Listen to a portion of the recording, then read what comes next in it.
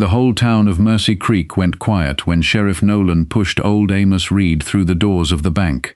Amos did not fight. He did not shout. He did not even lift his tired eyes. His grey beard hung low over his chest. His old hat was bent on one side. His boots were covered with dust, and his brown coat had more patches than cloth. He looked like a man who had already lost everything, long before the sheriff touched him. Outside, people filled the street. Men came out of the saloon. Women stood in front of the general store. Children climbed onto wagon wheels to see better. Everyone wanted to know why the poor old rancher had been dragged into the bank like a common thief. Sheriff Nolan held up one small silver button between his fingers. "This button," he said, loud enough for the whole street to hear, "may be proof that Amos Reed stole from the United States Army." A woman gasped. A man laughed and said, "I always knew that old fool had secrets." Another man spat into the dirt. "Crazy old Amos, paying for beans with buttons. Now look at him." Amos heard every word, but he said nothing. He only looked at the button in the sheriff's hand. It was small, round, dull from years of rubbing against other buttons in his pocket. To most people, it looked like junk, but to one man inside that bank, it looked like a ghost from 20 years ago. That man was banker Silas Crow. Silas stood behind his fine oak desk, with his face as pale as milk. He was the richest man in Mercy Creek. He owned the bank, 2 cattle yards, half the town's debts, and more secrets than any man should carry. And when he saw the mark carved behind that silver button, his hands began to shake. It was not much of a mark, just a small star inside a broken circle, but Silas knew it. He knew where it came from. He knew who was supposed to be dead because of it. And most of all, he knew Amos Reed should never have walked into town with it. But before anyone could understand why that button mattered so much, we have to go back to the beginning, to the quiet Friday mornings when Amos Reed was only seen as a poor old man with strange ways. Every Friday, just after sunrise, Amos rode into Mercy Creek on a thin brown horse named Molly. Molly was almost as old as he was. Her back dipped low, and she walked slowly, like every step hurt a little. Amos never rushed her. He would pat her neck and whisper, "Easy now, girl. We got time." He lived alone on a dry piece of land 3 miles outside town. People called it a ranch, but that was being kind. The fence leaned. The barn had holes in the roof. The water trough was cracked. He owned 6 skinny cattle, 1 tired horse, and a house that looked like one strong wind could knock it flat. Still, every Friday, Amos came to town. He always stopped at Miller's general store. The bell above the door would ring, and everyone inside would turn to look. There he was again, old Amos Reed, same dusty coat, same bent hat, same quiet eyes. He never bought much: flour, beans, coffee, salt, sometimes medicine for his aching bones, sometimes a small bag of sugar if he had enough to trade. Mr. Miller, the storekeeper, was a kind man with soft eyes and a round belly. He knew Amos did not have money. He knew the old man was too proud to beg. So when Amos opened his little cloth pouch and poured silver buttons onto the counter, Mr. Miller accepted them. Not because he knew what they were worth, but because he had a heart. "How many today, Amos?" Mr. Miller would ask gently. Amos would count them with slow fingers. 1 for flour, 1 for beans, half for coffee, if you'll allow it. The men sitting near the stove would laugh. "Half a button," one would say. "Now I've heard everything." Another would slap his knee. "Next week he'll pay with chicken feathers." Amos never answered them. He would only place the buttons down, take his goods, tip his hat to Mr. Miller, and leave. Some folks thought Amos was simple in the head. Some thought he was too poor to know better. Some thought he had once been rich and lost his mind along with his money. But no one asked him where the buttons came from. No one cared enough. To the town, Amos was just the strange old rancher who paid with silver buttons. But there was one person who watched him with different eyes. Her name was Clara Bell. She was the new schoolteacher in Mercy Creek. She was young, but she was not foolish. She had come from St. Louis after her father died, hoping to start fresh in a town where no one knew her sadness. Clara taught the children in a one-room schoolhouse near the church. She wore plain dresses, kept her hair tied back, and carried books under her arm like they were treasure. Most people in town liked her, but they also thought she asked too many questions. Clara noticed things others missed. She noticed that Amos always took off his hat before speaking to Mr. Miller. She noticed that he never answered insults with insults. She noticed that when children laughed at him in the street, his face did not turn angry, it turned sad. One Friday, Clara was inside the general store buying chalk for the school. Amos came in, carrying his small cloth pouch. The usual men were by the stove. "Here comes Button Amos," one said. Another grinned. "Careful, Miller, don't let him pay you with his coat buttons too." The men laughed. Clara looked at Amos, waiting to see if he would defend himself. He did not. He walked to the counter and placed 3 silver buttons down. Mr. Miller gave him flour, coffee, and a small bottle of pain medicine. Clara stepped closer. The buttons caught the morning light. They were not like normal buttons. They were heavy, smooth, old. Each one had tiny marks around the edge, almost like they were made by hand. "Mr. Reed," Clara said softly. Amos turned as if surprised anyone had spoken to him with respect. "Yes, ma'am? Those buttons are beautiful." The men by the stove went quiet for half a second, then started laughing again. "Beautiful," one said. "Teacher must be as crazy as him." Clara ignored them. Amos looked down at the buttons. For a moment, something passed across his face. Pain, maybe, or memory. "They ain't beautiful," he said. "They're just what's left." "What's left of what?" Clara asked. Amos closed his pouch and put it back inside his coat. "Of men who should have gone home," he said. Then he tipped his hat and walked out. Clara stood there, holding her chalk, with cold bumps rising on her arms. Men who should have gone home. What did that mean? That night, Clara could not stop thinking about it. She sat by the small lamp in her rented room above the tailor's shop. Outside, the wind moved through the town like a low whisper. She opened one of her history books and turned pages about old army forts, wagon trails, and Indian wars, but she found nothing about silver buttons. The next Friday, she watched again. Amos came in, paid with buttons, took his goods, left. The Friday after that, the same thing happened, and the Friday after that. But then came the day everything changed. It was near the end of summer. The heat sat heavy on Mercy Creek. The street smelled of dust, horse sweat, and hot wood. Amos came into Miller's general store looking weaker than usual. His hand shook as he opened the pouch. He poured 5 buttons onto the counter. One rolled off. It hit the wooden floor, spun in a small circle, and stopped near the polished black boots of banker Silas Crow. Silas had just walked in to speak with Mr. Miller about a loan payment. He looked down at the button, annoyed at first. Then he bent and picked it up. He turned it over. The store went still. Silas stared at the back of the button. His face changed. The proud smile left him. His lips opened, but no words came out. Clara saw it from near the flour sacks.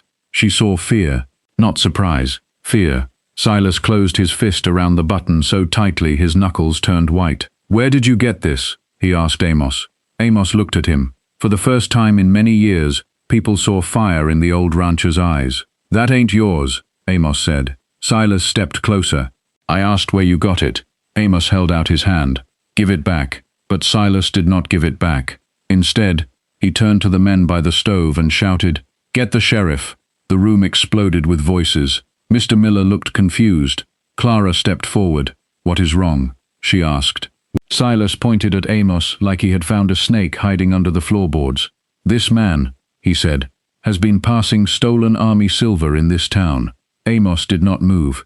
He only looked at the button trapped inside Silas Crow's hand. Sheriff Nolan came fast. He was a broad man with a thick mustache and a heavy walk. He listened as Silas spoke in a low voice. The sheriff's face grew harder with every word. Then he turned to Amos. "Amos Reed," he said. "You need to come with me," Mr. Miller said. "Now hold on. Amos ain't harmed nobody," Silas snapped. "You do not know what he has done." Clara watched Amos closely. An innocent man would shout. A guilty man might run. But Amos did neither. He just looked tired. So very tired. The sheriff took his arm. The men in the store rushed outside to follow. Soon, half the town was watching Amos Reed being led toward the bank. People whispered. People laughed.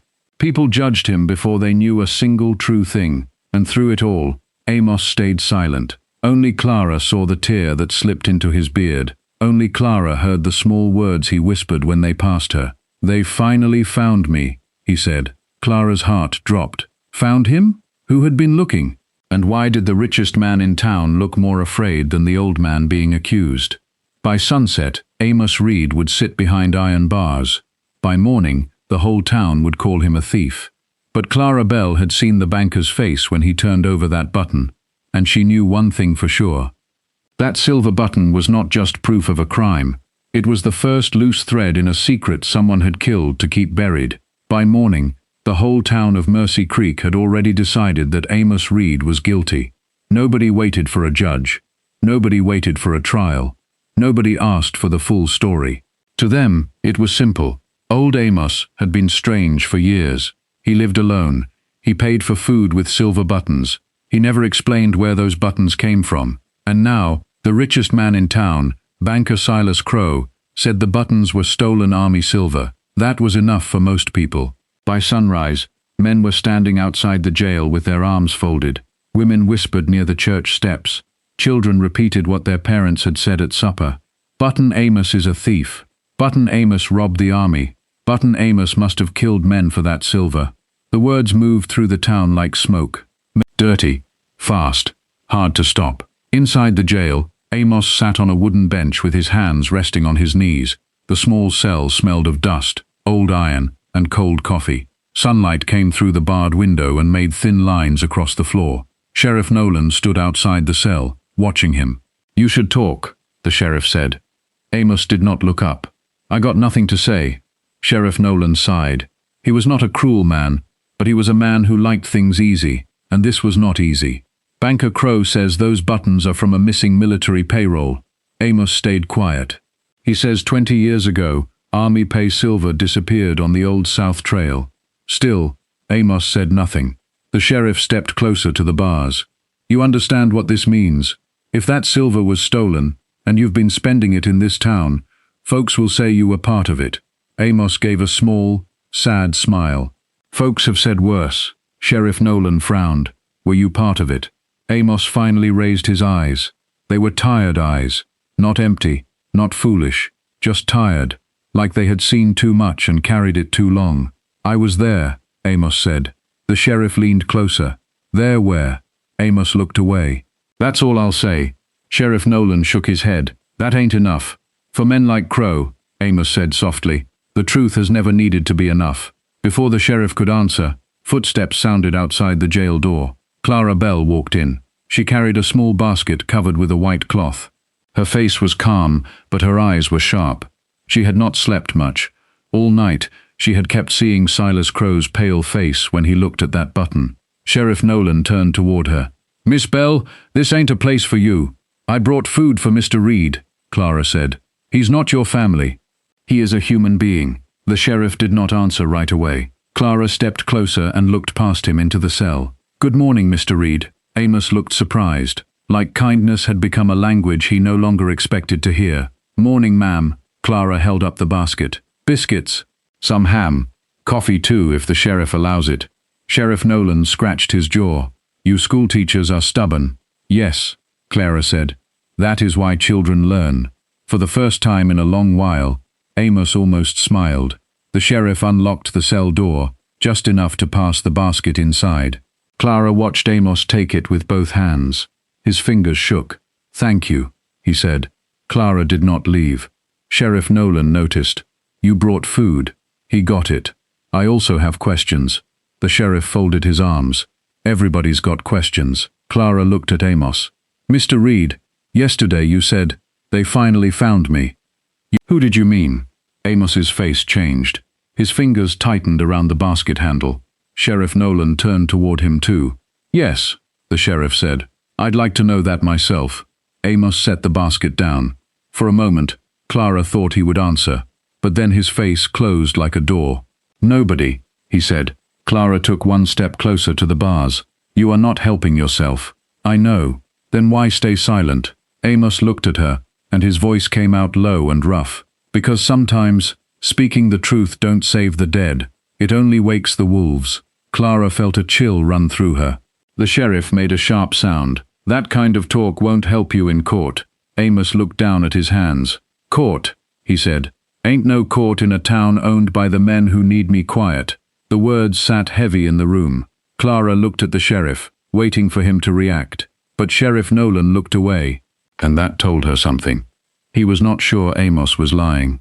After leaving the jail, Clara went straight to Miller's general store. The bell above the door rang as she entered. Mr. Miller was behind the counter, slowly wiping the same spot with a cloth. He looked worried. "Miss Bell," he said. "Mr. Miller, I need to ask about the buttons." He stopped wiping. "I knew you would. How long has Amos been paying with them?" Mr. Miller looked toward the windows, as if afraid someone might hear. "Since before you came to town. 5 years, maybe more." "Did you ever ask where he got them?" "At first, yes." "And what did he say?" Mr. Miller swallowed. "He said they belonged to men who had no graves." Clara's heart tightened. There it was again. Men. Dead men. Men who should have gone home. She leaned closer. "Why did you keep accepting them?" Mr. Miller's face softened. "Because Amos never asked for much. And because those buttons weren't cheap metal. They were real silver. I tested one once." "You tested one?" He nodded. "I used to work with metals before I opened this store. Those buttons were silver, yes, but not from any shirt I ever saw. Too heavy, too fine, like they were made from melted coins." Clara looked down at the counter. "Melted coins," she whispered. Mr. Miller reached under the counter and pulled out a small wooden box. He opened it and showed her 3 silver buttons inside. "I kept these back, not to cheat him, just because they felt wrong."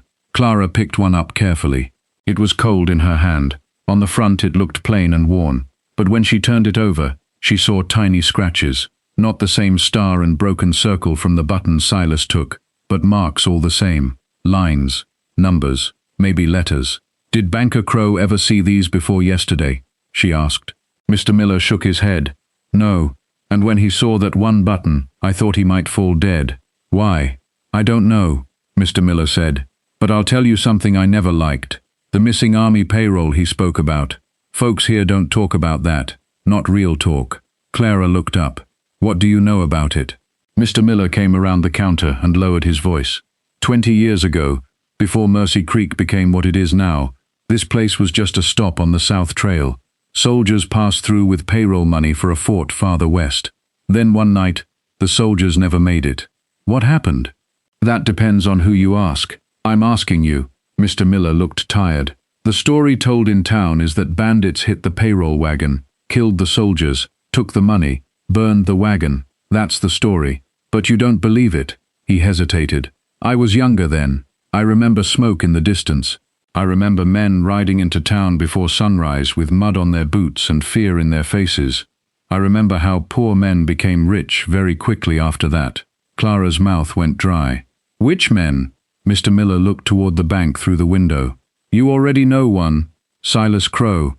Clara did not say the name out loud, but it burned in her mind. Mr. Miller closed the wooden box. Miss Bell, be careful. Some secrets are not sleeping. They are waiting. Clara left the store with more questions than answers. The sun was high now, and the street was busy. Wagons rolled past. Horses stamped in the dust.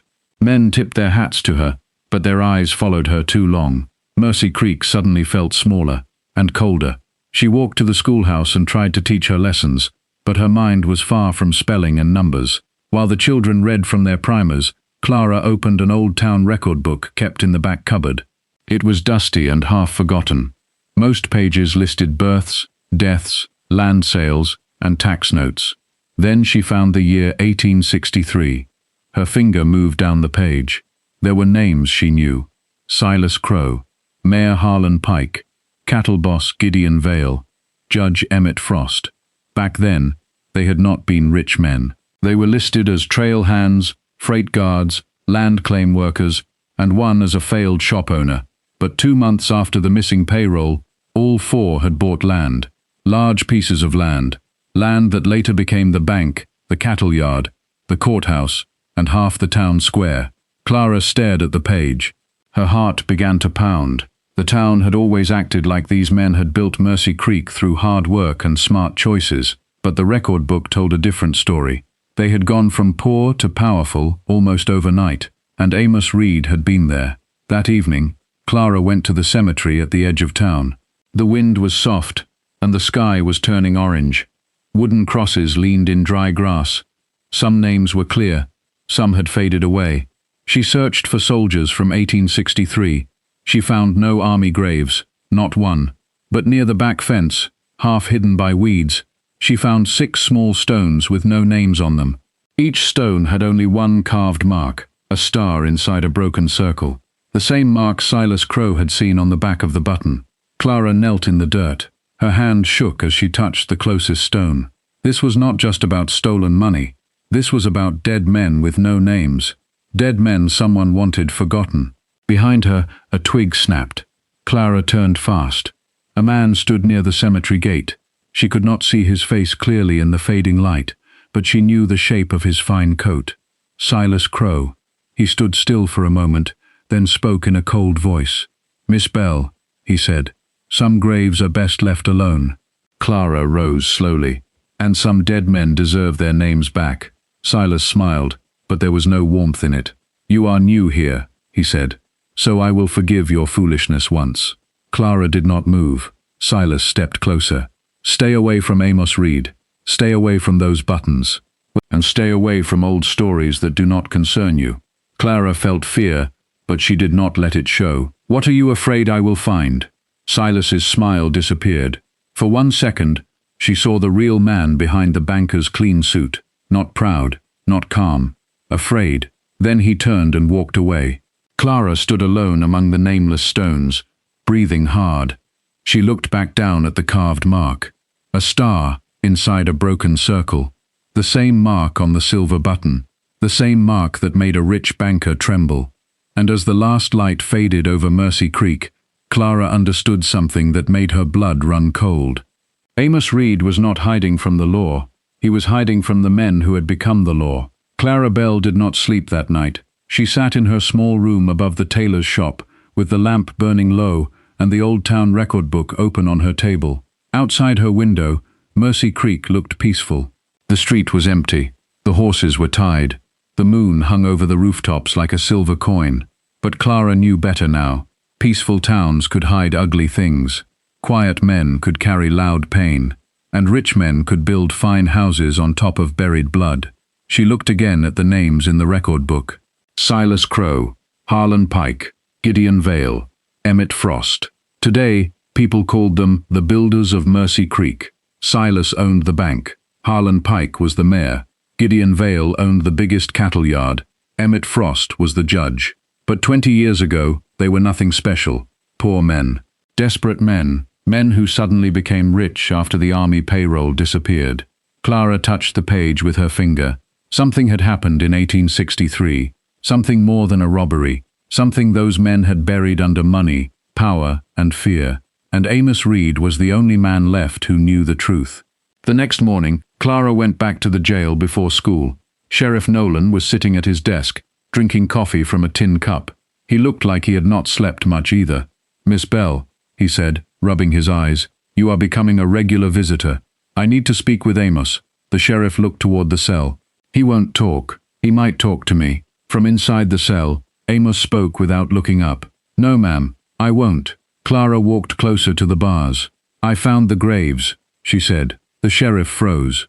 Amos lifted his head slowly. For a moment, the old man looked like he could not breathe. "What graves?" Sheriff Nolan asked. Clara kept her eyes on Amos. "The 6 stones near the back fence of the cemetery. No names, only the mark, the star inside the broken circle." Amos closed his eyes. His lips moved, but no sound came out. Clara lowered her voice. "Mr. Reed, who were they?" Amos opened his eyes again. This time, they were wet. "Good boys," he whispered. "Far from home." Sheriff Nolan stood up. "What does that mean?" Amos looked at Clara, not the sheriff. "You should have left it alone." "I cannot," Clara said. "Not now. You don't know what men like Crowe will do. I know what silence has already done."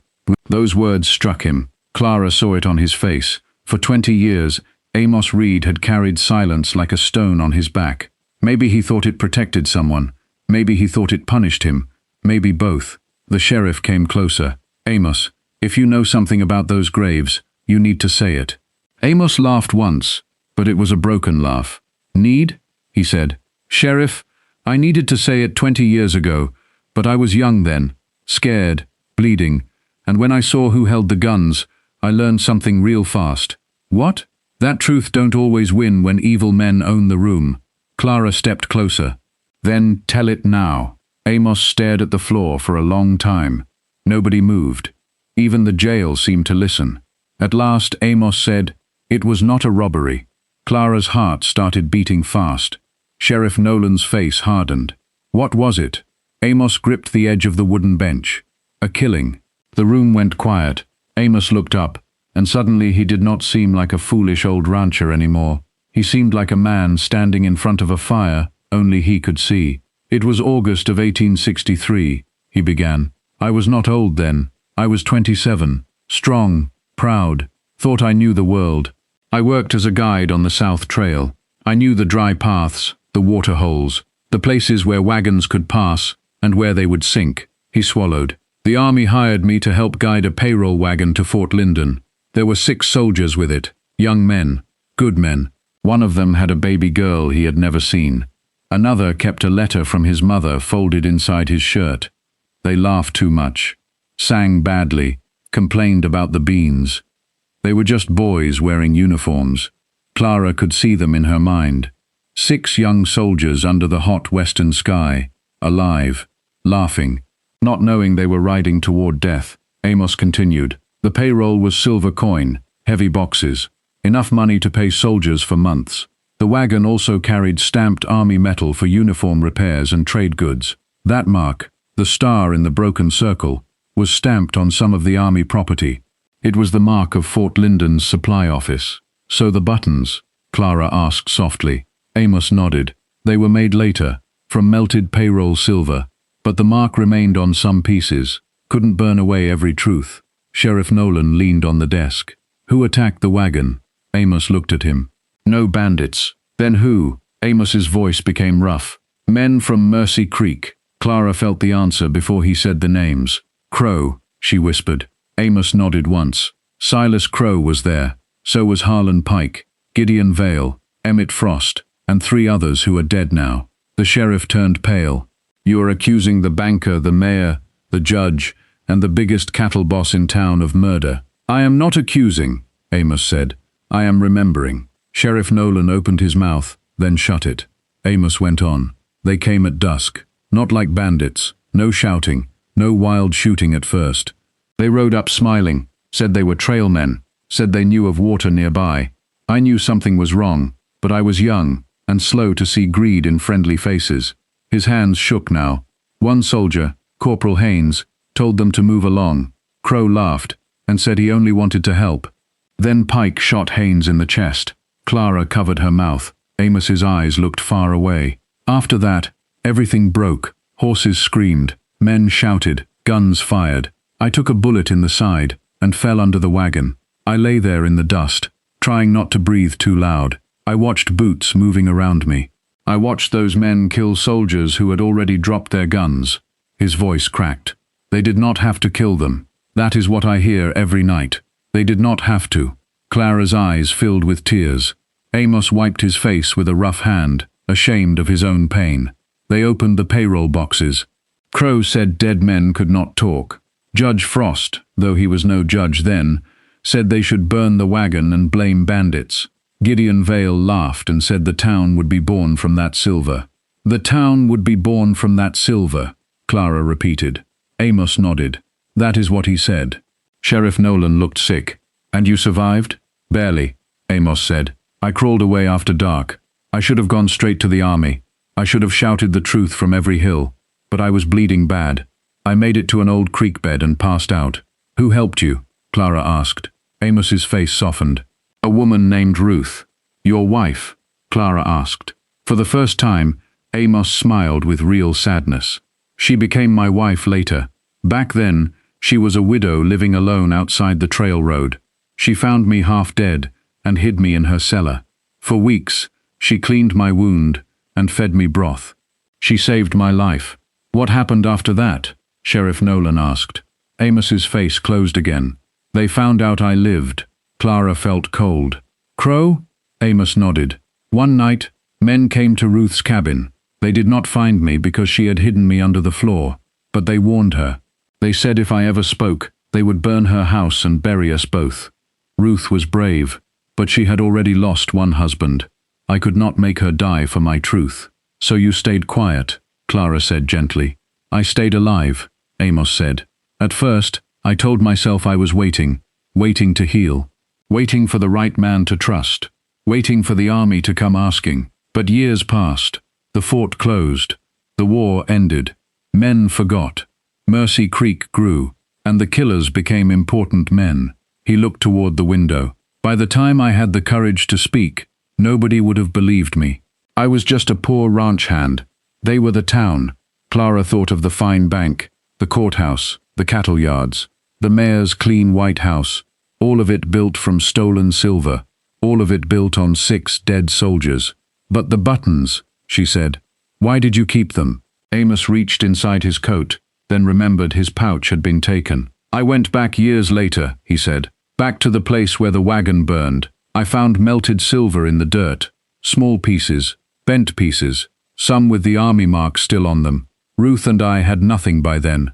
We were poor, hungry. She begged me to sell the silver, but I could not spend it like money. It felt wrong. So you made buttons? Yes. Ruth sewed the first one on my coat. She said, then carry them like names, Amos. Carry them until somebody asks who they were. Clara's tears slipped down her cheeks. What happened to Ruth? Amos looked down. She died 8 years ago. Fever. Medicine cost more than I had. That is when I started paying with the buttons. His voice became very small. I did not do it for food only. I did it because I was tired of being the only one who remembered.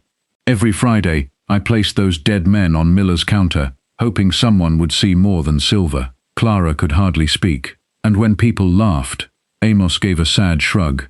People laugh when they do not want to feel shame. Sheriff Nolan sat down slowly. He looked like the world he knew had cracked under his feet. All these years, he said, the town called you crazy. Amos nodded. It was easier than calling rich men murderers.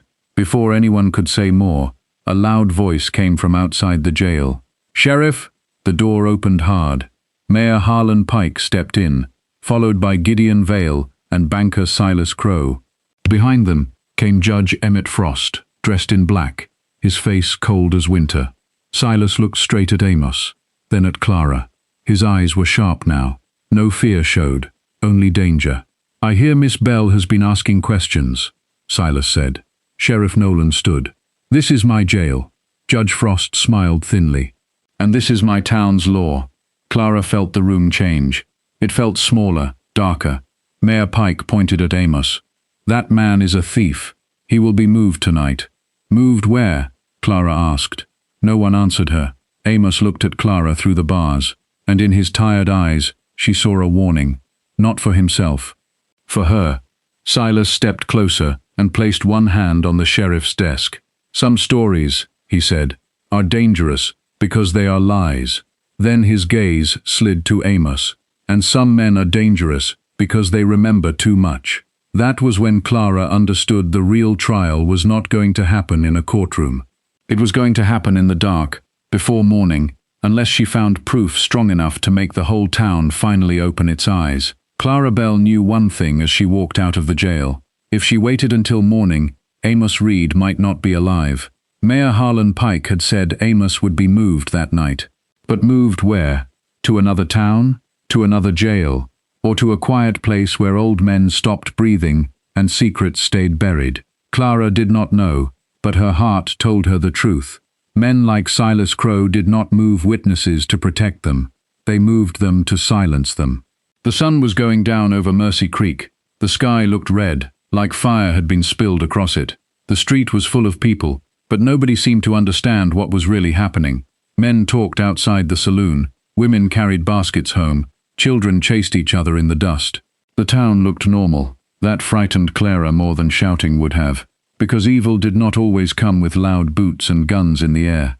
Sometimes evil wore a clean coat, smiled in church, loaned money to poor families, and shook hands in the street. Clara hurried to Miller's general store. Mr. Miller was closing the shutters when she came in. He saw her face and stopped. What happened? He asked. They are moving Amos tonight. Mr. Miller's hand went still on the shutter. Moving him? That is what Mayor Pike said. Mr. Miller looked toward the jail through the dusty window. Then they mean to kill him. Clara swallowed hard. I need proof before they do. Mr. Miller lowered his voice. What did Amos tell you? Clara told him everything. She told him about the payroll wagon, the 6 soldiers, the attack at dusk, the men from Mercy Creek, Silas Crow, Harlan Pike, Gideon Vale, Emmett Frost. She told him about Ruth, the woman who saved Amos, and the silver buttons made from the melted payroll. Mr. Miller listened with his face slowly turning grey. When Clara finished, he gripped the counter. I knew something was wrong all these years, he whispered, but I never knew it was that bad. There has to be proof, Clara said. Something more than Amos's word. Mr. Miller thought for a moment. Then his eyes changed. Ruth, he said. What about her? Amos's wife. She used to come here sometimes. Quiet woman. Strong eyes. Bought thread. Needles. Sometimes paper. Paper? Mr. Miller nodded. She wrote things down. I remember because she once asked if ink would last in damp wood. Clara's heart jumped. Did she say why? No. But Ruth was not the kind of woman who asked foolish questions. Clara looked toward the darkening road outside town. Amos's ranch. Mr. Miller understood at once. If Ruth hid anything, it would be there. Clara grabbed her shawl. I am going. Not alone, Mr. Miller said. There is no time. There is also no sense in walking into danger with nothing but courage. He reached under the counter and pulled out an old shotgun. Clara stared at it. Mr. Miller, I pray I do not have to use it, he said. But I am done letting good people stand alone. They left through the back door so fewer people would see them. Mr. Miller hitched his mule to a small wagon, and they rode out of Mercy Creek as the last light slipped behind the hills.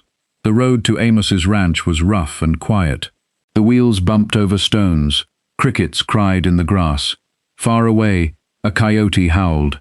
Clara held the lantern on her lap, but she kept it low. She did not want anyone in town to see where they were going. After a while, the broken fence of Amos Reed's place came into view. The ranch looked sad under the evening sky.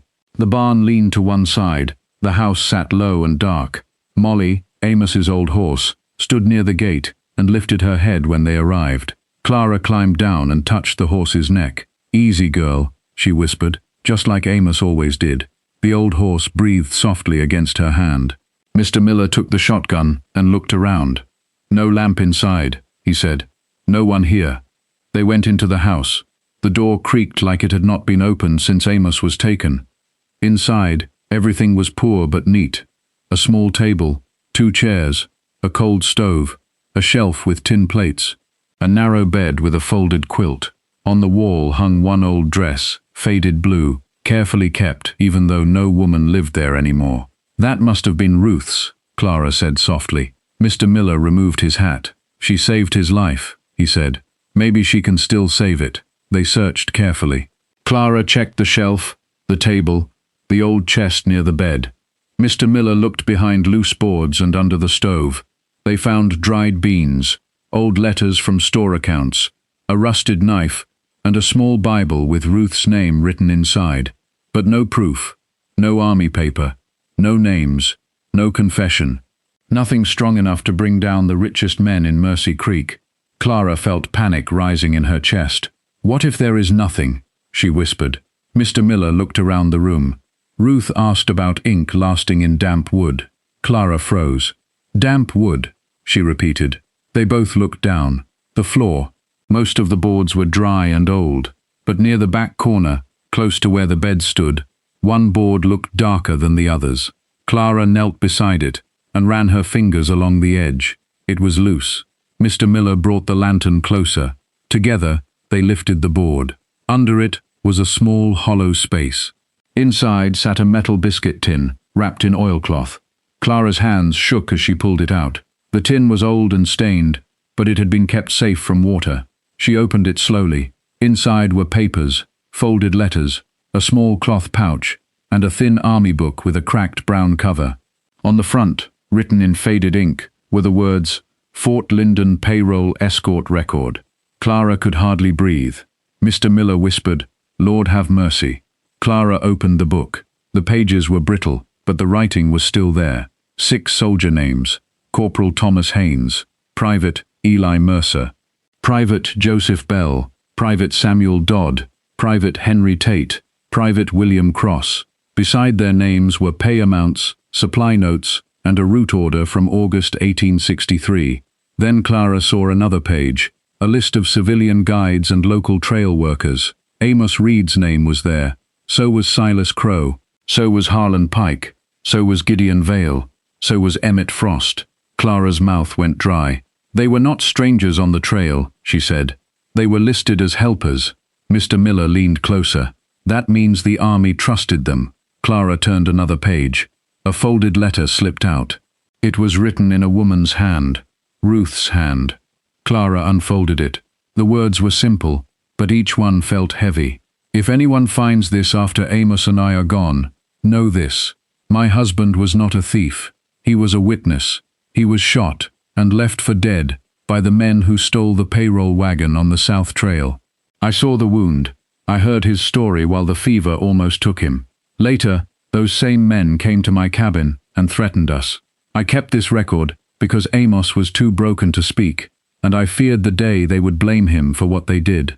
Clara's eyes filled with tears. She kept reading. The dead soldiers were buried without names near the Mercy Creek Cemetery, because the killers did not want army men searching the trail. The mark on their stones is the supply mark of Fort Linden, a star inside a broken circle. Let their families know they were not cowards, thieves, or deserters. They were murdered. Clara pressed the letter to her chest. This was it. This was the truth. Not just Amos's memory, not just old buttons. Proof. Mr. Miller opened the small cloth pouch from the tin. Inside was one silver button, cleaner than the others. On the back was the star inside the broken circle, sharp and clear. Beside it was a piece of melted silver, with part of the army stamp still visible. Clara looked at Mr. Miller. We have to get this to the sheriff. Mr. Miller shook his head. No, we have to get this to the people. Clara understood. Sheriff Nolan might want to help, but he was only one man. Judge Frost controlled the court. Mayor Pike controlled the town. Silas Crow controlled the money.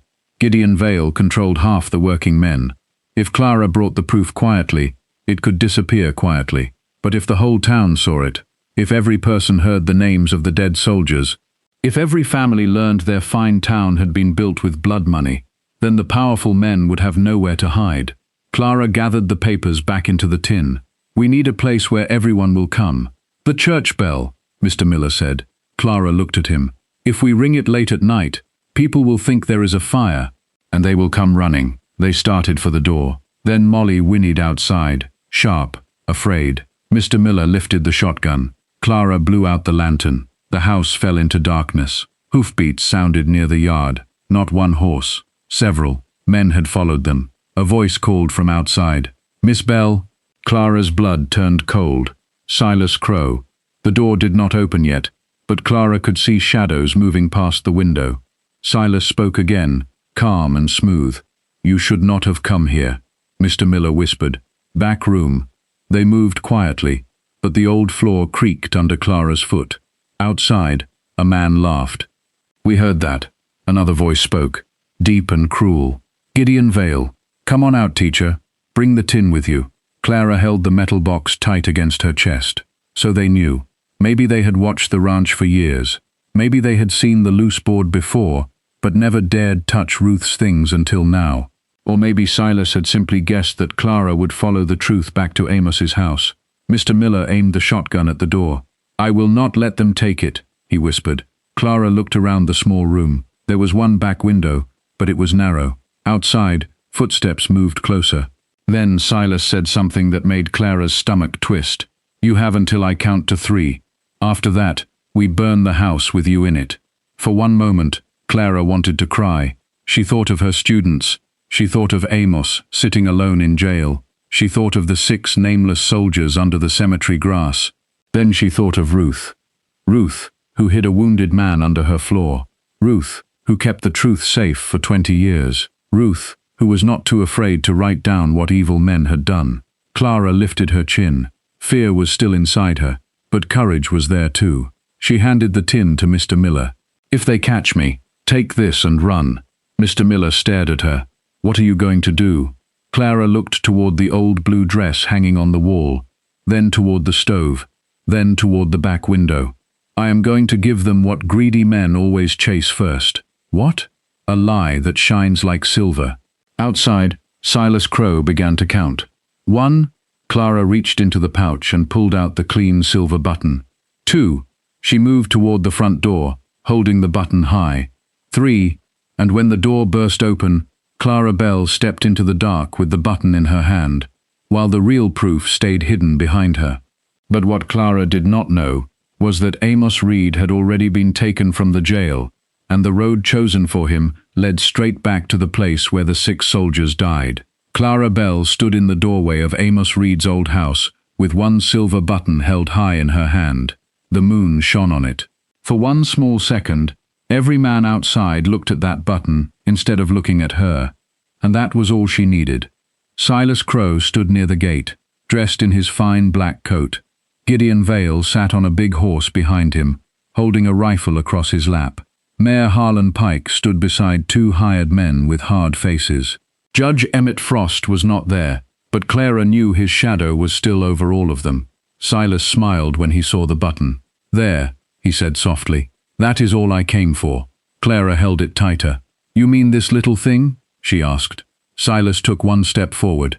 "Give it to me, Miss Bell." "Why?" Clara asked. "Are you afraid of a button?" Gideon Vale laughed. "Girl, don't play clever. Clever people die fast in the dark." Clara's heart beat hard, but she kept her face calm. Behind her, inside the house, Mr. Miller stayed hidden with the real proof. The army record, Ruth's letter, the names, the melted silver, everything. Clara only had 1 button, 1 shining lie to keep their eyes on her. Silas stepped closer. "You have already gone too far," he said. "You could have stayed a school teacher. You could have lived a quiet life here." "A quiet life?" Clara said. "Like Amos? Quiet while everyone laughs at him? Quiet while dead soldiers sleep without names? Quiet while thieves sit in church and call themselves good men?" Silas's face tightened. "You know nothing. I know Amos was not the thief." For the first time, Mayor Pike spoke. "He was there." "Yes," Clara said.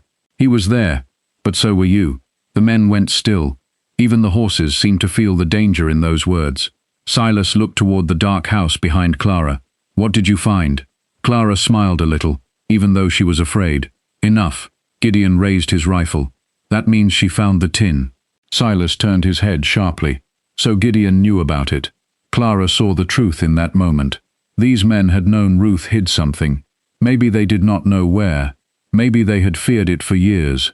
That was why they let Amos live poor and alone, but always watched him. That was why Silas turned pale at the button. They were not afraid of silver.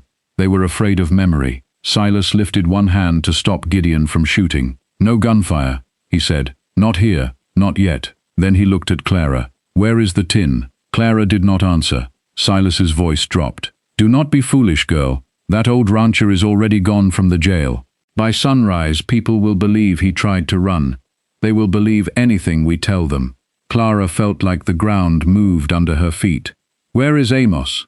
Silas smiled. "Where his story began. The South Trail, the place where the soldiers died." Clara's fear changed into anger.